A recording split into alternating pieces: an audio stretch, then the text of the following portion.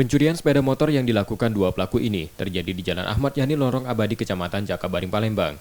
Pelaku nekat mengangkat motor korban karena diberi kunci tambahan, lalu merusak kunci tambahan dengan alat yang dibawa pelaku, lalu kabur.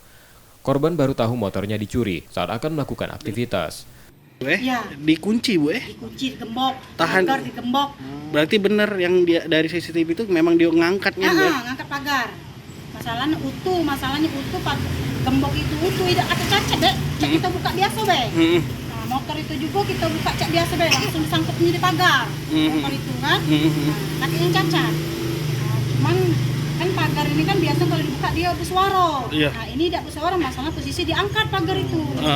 Korban sudah melaporkan kejadian tersebut ke Polrestabes Palembang dengan membawa serta rekaman kamera pengawas saat pencurian terjadi.